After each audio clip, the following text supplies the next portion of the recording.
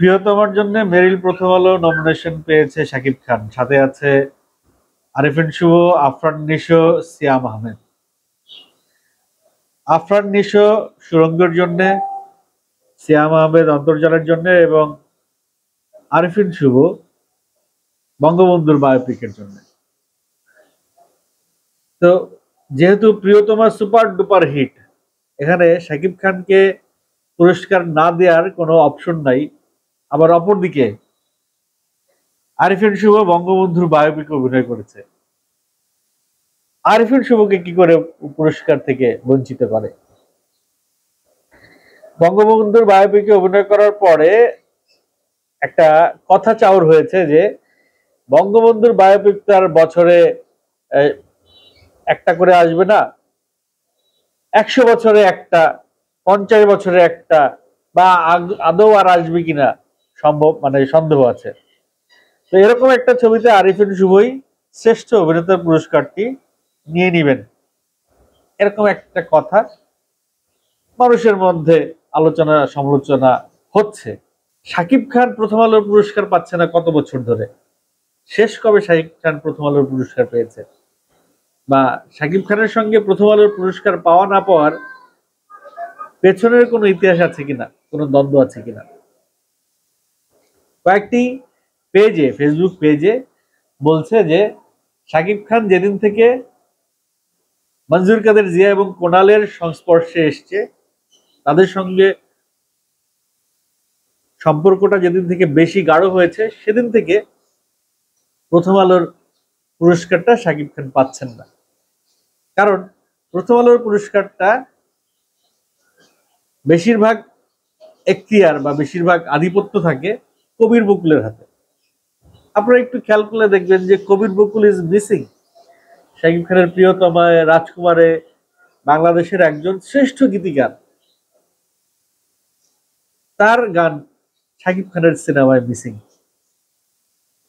তো অনেকেই 2-2 4, 4-4 8 মেলাচ্ছেন, কিন্তু ফাইনালি প্রথম আলোর এই প্রতীক্ষিত অ্যাওয়ার্ডটা কার হাতে উঠবে সেটা দেখবার বিষয়। যদিও এটা দর্শক জরিপে পুরস্কারটা দেয়া হবে, কিন্তু তারপরেও বাংলাদেশে যে যতগুলো পুরস্কার দেয়া হয় তার মধ্যে প্রথম আলো, মেরিল প্রথম আলো পুরস্কারটাকে একটু বেশি অগ্রাধিকার দেওয়া হয়। ইভেন জাতীয় চলচ্চিত্র পুরস্কারের প্রোগ্রামটাও মেরিল প্রথম আলোর পুরস্কারের প্রোগ্রামকে ছাপিয়ে যেতে পারে না। সেই জায়গা থেকে মেরিল প্রথম আলোর পুরস্কারটা শাকিব খানের পাওয়াটা একটা প্রেস্টিজিয়াস ইস্যু। তো সেই পুরস্কারের দাবিদার আফরান নিশোও আছে, আছে সিয়াম আহমেদ, আর আরিফিন শুভর কথা তো বললামই। যাই হোক, আরো একটি কথা, আরো কয়েকটি বিষয় আপনাদের সঙ্গে আলোচনা করব আজকে। সেটি হচ্ছে যে স্টার সিনেপ্লেক্সের একটি ছোট্ট পলিটিক্স করে তারা, সেটি নিয়ে আলোচনা করব মিঠু খানের নীল চক্র সিনেমাটি নিয়ে। এই সিনেমার ফার্স্ট লুক এসছে। আলোচনা করব রুবেল এবং আলেকজান্ডার অভিনয় শুরু করেছে একটি নতুন সিনেমায়, সেটি নিয়ে আলোচনা করব। ইদানিং আব্দুল আজিজ এবং পূজা চেরির সম্পর্ক রিপেয়ার হয়েছে, পুনরুদ্ধার হয়েছে, বা সম্পর্কটা আগের রূপে ফিরে যাচ্ছে, এগুলো নিয়ে একটু আলোচনা করবো। আমরা শুরু করি আসলে সিনেপ্লেক্সের পলিটিক্সটা নিয়ে। সিনেপ্লেক্স তাদের 3 নম্বর যে বসুন্ধরা সিটিতে 3 নম্বর যে হলটা আছে, সেই হলে যেসব সিনেমা তারা কম টাকায় নেয়, বা বাংলাদেশি সিনেমা, বা যেসব সিনেমার হাইপ কম, সেই সব সিনেমা তারা ওই 3 নম্বর হলে চালায়। সম্প্রতিকালে বদরুল আলম সৌদ তার শ্যামাকাব্য সিনেমাটি রিলিজ দিয়েছে, সিনেপ্লেক্সের 3 নম্বর হলে রিলিজ হয়েছে, শো চলছিল। এই অবস্থায় সাজু খাদেম, ইন্তেখাব দিনার, বদরুল আলম সৌদ, শাহাদাত সহ সবাই হল থেকে বেরিয়ে এসছে, কারণ এরকম বাজে প্রিন্টে সিনেমা দেখা যায় না। তাদের ভাষ্যমতে সেখানে দিন এক দিনটাকে রাত মনে হচ্ছে, আর রাতকে কি মনে হবে।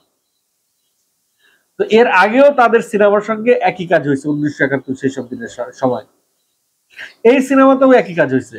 তো রিপিটেডলি একই কাজ যখন বারবার ঘটে তাদের সঙ্গে, তখন তারা ধরেই নিচ্ছে যে এটা একটা সিনেপ্লেক্সের পলিটিক্স। তারা ইংরেজি সিনেমা, হিন্দি সিনেমা তারা ভালো ভালো প্রজেকশনে ভালো ভালো হলে চালায়, আর বাজে হলে, যে হলের স্ক্রিন খারাপ, সেখানে বাংলা সিনেমা চালায়। ওদিকে ইকবাল সাহেবও ঘোষণা দিয়ে ফেলছে যে তারা এটার বিরুদ্ধে আন্দোলন করবে। কেন তারা বাংলা সিনেমা ভালো হলে দেয় না, বাংলা সিনেমার শো বেশি বাড়ায় না, এগুলো নিয়ে তারা একটা আন্দোলন যাইতে পারে। কারণ তার ডেড বডি আসছে ঈদের পরে, গত 3 মে। ডেড বডি কেমন চলছে, কি চলছে, এটা এখন আমি দেখি নাই, হলে গিয়ে দেখে আপনাদের একটা রিভিউ আমি দেব ডেড বডির। সম্প্রতি মিঠু খানের নীলচক্র নামক একটি সিনেমার ফার্স্ট লুক ছাড়া হয়েছে, এবং এই ফার্স্ট লুকটা সোশ্যাল মিডিয়ায় খুব প্রশংসিত হয়েছে। সবাই এই ফার্স্ট লুকটাকে বলছে যে বাংলাদেশে যত পোস্টার হচ্ছে দিনে দিনে, সিনেমার পোস্টার বাংলাদেশে একটা স্ট্যান্ডার্ডকেও ওভারটেক করে ওভার স্ট্যান্ডার্ড হয়ে যাচ্ছে, মানে স্ট্যান্ডার্ডের চাইতেও ভালো হচ্ছে বাংলাদেশের সিনেমা পোস্টার, ইন্টারন্যাশনাল সিনেমার পোস্টারকে ধরে ফেলছে। এরকম একটা প্রশংসার বাণী ফেসবুকে বা সোশ্যাল মিডিয়ায় ছড়িয়ে পড়েছে। আসলেই নীলচক্রের পোস্টারটা খুবই সুন্দর হয়েছে, মন্দিরে কাজ করেছে এই সিনেমায়। জাস্ট কাজল রেখা সিনেমাটা বেরিয়েছে তার এবার ঈদে, এবার নীলচক্র আসবে আগামী, সম্ভবত ওদের রিলিজ ডেটটা আমি জানি না, যদি আমি ভুল না করে থাকি তাহলে আগামী ঈদে তারা নীলচক্রটা ছাড়বে। মিঠু খানের নীলচক্রে আরো যারা অভিনয় করেছেন তারা হচ্ছেন মন্দিরা চক্রবর্তী, ফজলুর রহমান বাবু, শিরিন আলম, মনির আহমেদ প্রমুখ। নাজিমুদ্দৌলা এই নীলচক্রের স্ক্রিপ্ট লিখেছেন, এবং অচেনা হৃদয় নামে মিঠু খানের প্রথম সিনেমা এসেছিল, সুমন, এবিএম সুমন ছিল সেখানে হিরো, এবং প্রসূন আজাদ ছিল নায়িকা। এবং 7-8 বছর পরে আসলো নীলচক্র মিঠু খানের, এবং স্বভাবতই মিঠু খান অনেক উচ্ছ্বসিত এই সিনেমা নিয়ে। থ্রিলার ধর্মী এই সিনেমাটা আমার মনে হয় এইবার দর্শকদের অ্যাটেনশন কাটতে পারে, কারণ শাকিব খানের তুফানের সঙ্গে ওরা কোনো রিলিজ ডেট দেয় নাই, কোনো রিলিজ ডেট আমি দেখতে পাচ্ছি না পোস্টারে। তবে যদি ঈদে ওরা আসে, কোরবানির ঈদে, তাহলে শাকিব খানের তুফানের সঙ্গে বা তুফানের কাছাকাছি যাবে কিনা, মানে ওরকম হাইপ কিন্তু নীলচক্র এখনো তুলতে পারে নাই। আমার মনে হয় না শাকিব খানের তুফানের সঙ্গে যদি নীলচক্র আসে তারা খুব বেশি হল পাবে, বরঞ্চ তুফান ছাড়া অন্য কোনো শিডিউল টাইমে এই সিনেমাটা রিলিজ দিলে বরঞ্চ বেশি হল পাবে। এবার আসি রুবেল সাহেবের কাছে এবং আলেকজান্ডার বোর কাছে। ইদানিং কয়েকটি ইউটিউব চ্যানেলে দেখতে পাচ্ছিলাম যে সেই আগের দিনের মতো নকল চুল, তারপরে ওই ভারী মেকআপ, এগুলো দিয়ে সুসজ্জিত হয়ে ওই যে পেছন থেকে প্রম্পট করে ডায়লগ বলে দিচ্ছে, এবং সেই রকম পুরোনো সেই বাংলা সিনেমার ডায়লগের মতো লাউড ডায়লগে অভিনয় করছে আলেকজান্ডার বো এবং রুবেল। আবার সেই অশ্লীল যুগের মতো অভিনয় শুরু করেছে। তাদের কয়েকটি ভিডিও ফুটেজ ফেসবুকে, সোশ্যাল মিডিয়ায় ভাইরাল, এবং শুধু তাই নয়, কিছু এমন কিছু ড্রেস আপ, এমন কিছু পোশাক পরে কিছু মেয়ের সঙ্গে আলেকজান্ডার এবং আরো একজন দেখলাম উদম নৃত্য নাচতেছে, যেগুলো সেই অশ্লীল সময়ে তারা করে এসেছে। সেই জিনিসটা রিপিটেশন তারা করছে, এবং সেই নৃত্যের নৃত্য পরিচালক আবার আজিজ রেজা। তো এই যে তারা অশ্লীল যুগের একটা মানে কিছু করতে না পেরে, শ্লীল যুগে কিছু করতে না পেরে আগে যেটা করতো সেটাই করে খাওয়ার একটা পায় তারা, সেটাই আবার নতুন করে তারা করার চেষ্টা করছেন। তো এই যুগে এসে তাদের এই চেষ্টা কতটা ধোপে টিকবে এটা কিন্তু দেখবার বিষয়। আমার মনে হয় না তাদের এই চেষ্টার কোনো ফলাফল তারা পাবেন। এই ব্যর্থ চেষ্টা, বৃথা আস্ফলন, তাদেরকে আসলে ক্লাউড হিসেবে আরেকবার প্রমাণ করবে।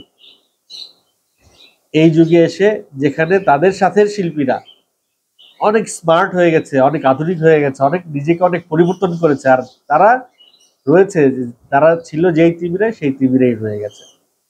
এবার আসি আব্দুল আজিজ সাহেব এবং পূজাচেরির বিষয়ে। পূজাচেরি এবং আব্দুল আজিজ সাহেব একটা একটা ভালো জুটি ছিল, দারুণ জুটি ছিল। পূজাচেরির অনেক হিট ছবি আসছে আব্দুল আজিজের হাত ধরে, কিন্তু গোলই সিনেমার পর থেকে পূজাচেরির সঙ্গে শাকিব খানের যে একটা সম্পর্কের কথা চাউর হয়েছিল, সেই জায়গা থেকে পূজাচেরির সঙ্গে আব্দুল আজিজ সাহেবের একটা দূরত্ব তৈরি হয়েছিল। সেই দূরত্ব এবার ঘুচে গেল। তারা কিন্তু একসঙ্গে ফেসবুকে এখন ছবি পোস্ট করছে, একে অন্যের প্রশংসা করছে। কারণ কি? হঠাৎ করে এই দূরত্ব ঘুচে গেল, কারণ কি? কারণ আজিজ সাহেবের ঘরের ছবি মাসুদ রানা সামনে রিলিজ করতে যাচ্ছে, যেখানে পূজাচেরি নায়িকা। আর পূজাচেরিও দেখলো যে আব্দুল আজিজ সাহেবের সঙ্গে বাই বাই বলে সে যে কটা সিনেমা করছে ম্যাক্সিমাম সিনেমা ফ্লপ। তার বেশি ফ্লপের রেকর্ড সে করতে চায় না, তাই সে ফিরে এসছে তার পুরনো ঘরে আব্দুল আজিজের কাছে। সেও কিন্তু আব্দুল আজিজের সঙ্গে ছবি তুলে বস লিখে স্ট্যাটাস দিয়েছে। এদিকে আব্দুল আজিজও পূজাচেরির সঙ্গে সেলফি তুলে স্ট্যাটাস দিয়েছে, সে তার শিল্পীদের সঙ্গে আছে। তো দুজনের সঙ্গে থাক, ভালো সিনেমা আসুক, এই প্রত্যাশা রইল। দ্বন্দ্ব আর না হোক, দূরত্ব সৃষ্টি না হোক। আরো কিছু ভালো, আব্দুল আজিজ সাহেব এখনো ফুরিয়ে যাননি, অনেক ভালো ভালো কাজ তিনি দিয়েছেন, মাঝখানে অনেক বাজে কাজ দিয়েছেন, আবার ভালো ভালো কাজ দেওয়ার চেষ্টা করছেন। পূজাচেরি তার সঙ্গে যুক্ত হয়েছে, হয়তো আরো যারা তার হাউস থেকে চলে গেছেন আবার যুক্ত হবে, এবং জাজ তার পুরনো ফর্মে ফিরে আসবে, সেই প্রত্যাশায়। শুভকামনা রইল আব্দুল আজিজ সাহেবের জন্য, শুভকামনা রইল পূজাচেরির জন্য।